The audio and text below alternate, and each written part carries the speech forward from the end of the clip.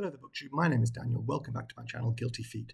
But now there's nowhere to hide since you pushed my life aside. I've got no rhythm. And today I'm going to do the song tag. I was tagged by Mark Nash, and the tag originated with Gareth at Books, Songs and Other Magic. So thank you, Gareth. Thank you, Mark, for tagging me. And I have the prompt right here. Name a song that always makes you happy. Lots of songs make me happy. Songs make me happy. Songs from the 80s.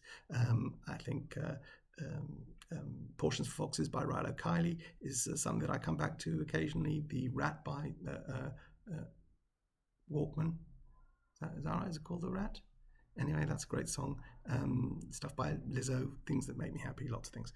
Name a song that's a great fit for when you're in a pensive mood. I don't know if I have an answer for this. I don't know if I have something I want to listen to when I'm feeling pensive. Sometimes when I'm feeling pensive, maybe I don't want to listen to music. I don't know. I didn't really have a good answer for that. Sorry. Name a song that changed your taste in music. I kind of feel like I was listening to a lot of pop music in the early 80s. And liked sort of chart music and mainstream pop. You know, I was a big fan of the Beatles, and then moved into sort of Duran Duran and Wham and all those things that were big in the early 80s. 84 was a big year for me with Frank Goes to Hollywood. And then sort of 86, someone played me the Smiths, which were always sort of a bit too indie for me, and I was sort of mainstream chart pop. And then and Big Mouth Strikes Again, that Queen is Dead album, sort of, I guess, kind of helped me understand that music could be witty and funny and not sort of earnest pop. And I guess that's a very sort of British thing that everything has to have a sort of wit about it, not just be earnest. Like when music got very earnest in the early 90s. You know, I love that early grunge sound, and that first Pearl Jam album is a fantastic album, but it was just all a bit angsty and serious.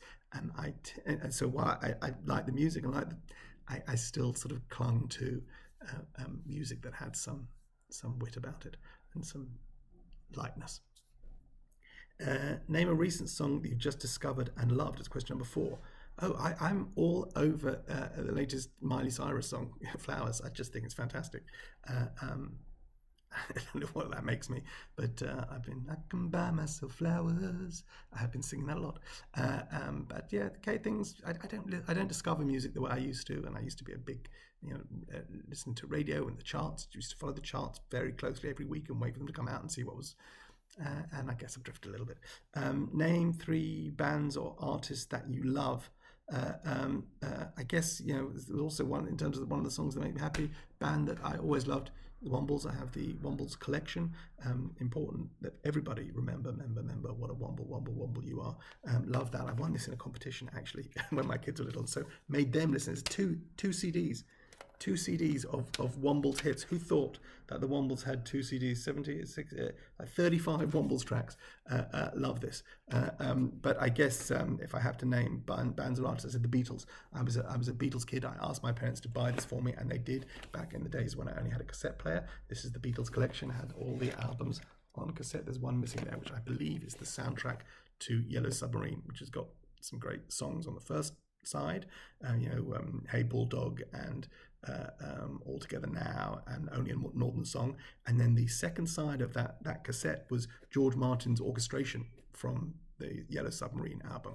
So I didn't really listen to that. I don't know where it's gone because it's not here. But these are all the other albums. I listened to the heck out of these. You can see how beaten up this box is because I took this with me so I got this when about 13, 14 and listened to this and lent it to a friend and got it back. And then I brought it with me to Israel when I came to kibbutz when I was 18. This was with me. So everyone listened to all these things. And yeah, so it's got the White Album, for example, on one cassette. So this is a double album, all on one cassette. So this is very delicate. I wouldn't even try and play this now. And all the songs are out of order. So the way I learned to listen to these songs is not in the order that other people who had the actual vinyl did. But that's a big fan of the Beatles. Followed those in when I switched from cassettes to CDs when I was 21. So I listened to a lot of solo Beatles. As Paul McCartney, Tug of War, one of my favourite solo McCartney album, because that came out sort of 82. This is the album with Ebony and Ivory on it, but also some fantastic stuff. I love this album. It was his first album. It was produced by George Martin, the first album he put out after John Lennon had been killed, and that's Imagine by John Lennon, which is kind of an essential album. I also got the Plastic Ono Band is one of my other favourite John Lennon albums. So big John Lennon fan.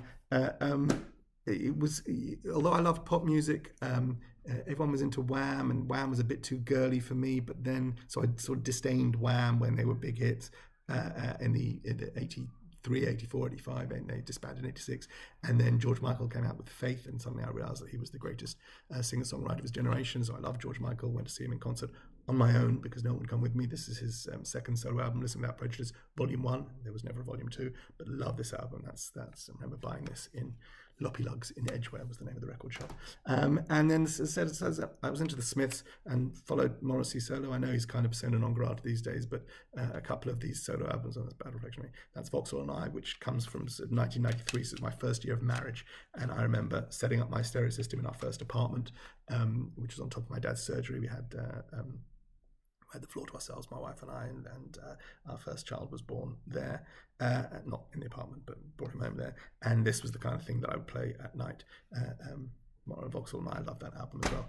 Okay, where are we? What instrument would you like to be able to play? I had piano lessons when I was young and was never very good at that. In school, I learned the cello and was never very good at that.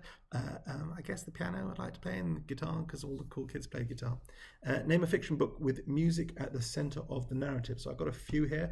I read, I like books about music, so I read biographies and autobiographies about musicians, and here are a few works of fiction that are kind of about music. This is Vikram Seth's An Equal Music, which is kind of forgotten novel. This comes out after A Suitable Boy, and so I read A Suitable Boy, went back and read his earlier novel, The Golden Gate, which is a novel written in sonnets, and this comes a little bit later. So I bought this 20 years ago. This is from December 99. I bought this here in Israel, and this is published originally in 99. And love this. It's a fantastic book. I don't even know if it's still in print. I think A Suitable Boy keeps getting reprinted, and for good reason. It's fantastic, and people still think that Seth is going to come with a or at least the publishing house has been advertising a sequel for.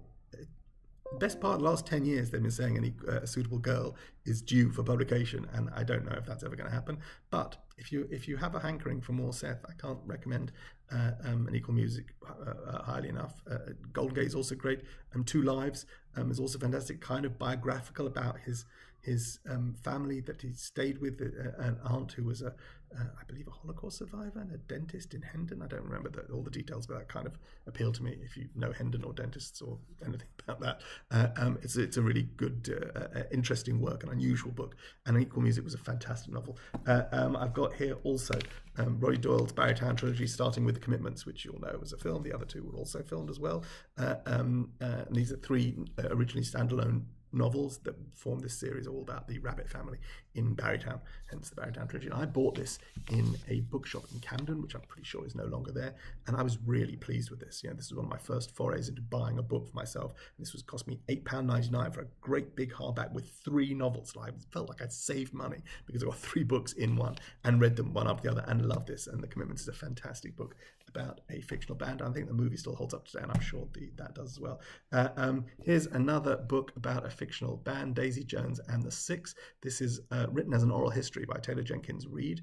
I read this. I must have picked this up here in Israel because I had some vouchers. I bought this in a bookshop here in Israel, but I read this and I liked it. I don't think it works as an oral history. I think it kind of cheats by being a fictional oral history.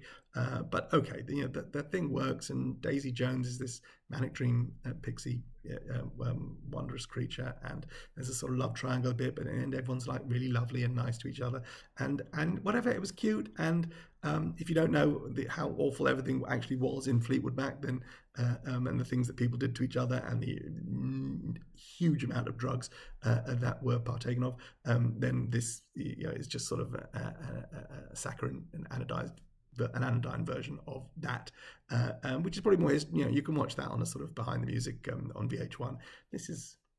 I like this. My daughter read it after me and she loved it. And as of today, my wife is reading it. She picked this up over the weekend and read 130 pages, and she's really liking it. So it didn't wholly work for me, but I'm so pleased other people have a good time with it, because it's a book you can have a good time with. And then one more novel I want to talk about, because I don't think it gets referenced enough, is Harry Kunzru's White Tears, which I read. This is from 2017, I believe. And I read this, and it totally wrong-footed me. It starts off, you think it's about a white guy tracking down some hip hop beats and really invested and really cares about black music, and then the book takes a dark turn and becomes something else entirely. And I think it is an absolutely outstanding novel. Highly recommend anyone if you haven't read White Tears. I read his novel after this was Red Pill, which I also liked, but this blew me away, and partly because I wasn't expecting it to do what it did, but really, really recommend this. It's just a great novel about music. Then the last question, or question 8, literary music. List some of your favourite songs that refer to or quote books. Well, I've only got a couple of really very obvious ones here. I knew Kate Bush long before I ever read Wuthering Heights. This is my edition. Seems to be missing the back cover for some reason. It's a crappy paperback that I picked up in my secondhand bookstore, maybe. And this from 1986. That's when I read this. I'm 17 years old, and I had written on my application to university that I had read Wuthering Heights by Emily Bronte, and I had not read Wuthering Heights by Emily Bronte, and got a call to come for an interview in 2 days' time, and had to read Wuthering Heights by Emily Bronte in a day in order to turn up for the interview in case I was asked about it. And I did. I read it all in one afternoon, and it kind of blew my tiny mind. I don't think I'd read any classics before, even though I was applying to study literature at university. I hadn't really done any of the reading I was supposed to. So as an impressionable 17-year-old, I read Wuthering Heights from cover to cover. I think later on, after I read Jane Eyre, I probably preferred that over this, but this still made a marked impression on me. Before that, of course, we all knew about Heathcliff and Cathy from Kate Bush. And then the other one, I guess, I had a poster of the Police on my door. I think that I cut out one of my sister's Jackie magazines, and I had the Police Annual as a Hanukkah present one year. And the Police had a song, Don't Stand So Close to Me, where the man starts to shake and cough, just like the old man in that famous book by Nabokov. Lolita, I won't recommend this to people who don't want to read it. I'm sure it's very triggering. I bought and read it. I bought a secondhand hardback without a cover, which I would probably not do today. It's from 1991. I found it very funny. It's beautifully written. I've read other stuff by Nabokov since, and enjoyed that as well. And I think I'll go and read more of him as time goes on. But yeah, read it, don't read it. Make your mind up. I understand this will be upsetting, disturbing to some people. It's fun. It's not I don't think it's a book that suggests that pedophilia is a fantastic way to live one's life. It's a funny book, take it, read it or don't read it. Choice is yours. I read it. I thought it was good, and that's it. That's my song tag, and I'm going to get out of your way. God bless. Bye.